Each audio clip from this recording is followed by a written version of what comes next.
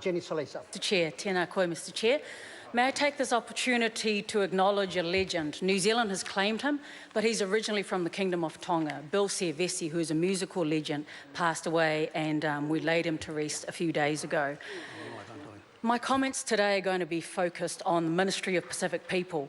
This ministry, they have an important role to play, and the Minister earlier on in his comments spoke extensively about how we have improved educational outcomes, especially for early childhood education. When we're talking about participation, the Minister stated that we're now at 90% participation rate for kids.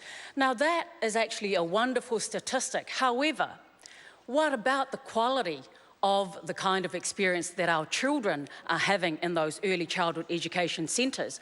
What the ERO have told us in their report is that over 50% of these ECE centres are not, unfortunately, they are not currently providing services that are of great quality, which is a big issue for me, particularly for those of our kids out in South Auckland. And when we read in the Herald today saying that under this current government, the expense that has been, or the money that has been invested in early childhood has tripled to $1.5 billion, one just has to question, you know, if that investment and ECE is actually really monitored, and are we getting the best investment out of our taxpayers' funds? When we look at the priorities that the Ministry of Pacific Island, Pacific Peoples have, they have education, employment, entrepreneurship, and improved living conditions, including housing. Now, I'd like to focus on that last point. Are Pacific people in Aotearoa, New Zealand today, are they experiencing improved living conditions, especially when we're talking about housing? Mr Chair, I've got to say, from where I sit and from the people that I serve in South Auckland, the answer to that is absolutely not. We are seeing so many people come through our offices not even having a house that they can live in with their children. Just last night, I went around with a couple of people.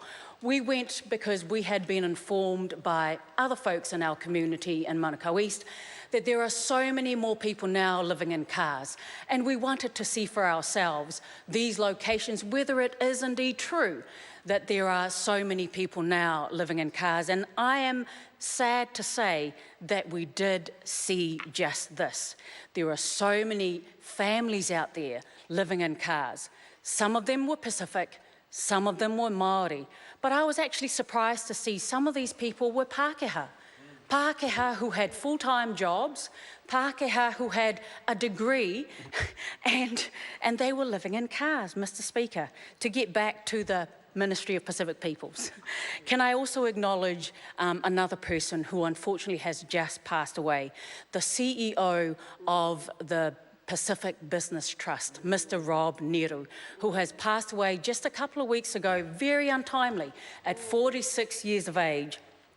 I just saw Mr Neru here in Parliament 1.5 weeks before his untimely death, and one of the conversations that we had was focused around what should we do in terms of policies to ensure that our Pacific young people are equipped, that they are skilled, and that they do have the correct training now, so that when the report that NZIER gave us a few months ago, projecting that here in Aotearoa, New Zealand, we are going to lose 46% of all of the current jobs that we have, we had this discussion. And one of the things that Mr Neru said to me was that it is really, really important, particularly for Pacific people who are featuring too high in unemployment statistics, who are featuring too high and not actually getting trained, that we ensure that they are getting skilled, they're getting trained now, so that they do not miss out even more in the future. And I would like just to acknowledge Mr Neru this afternoon. The Pacific Business Trust, Mr Chair, is a not-for-profit organisation that was established in 1985. It was set up to provide economic development services for Pacific businesses and for Pacific people here in New Zealand. But, Mr Chair, I would like to ask this of the Minister of Pacific People. Why is it that this, a lifeline for Pacific communities, why is the Pacific Business Trust being ripped apart sold off without proper consultation with the Pacific communities, as we see. Thank you, Mr. Chair.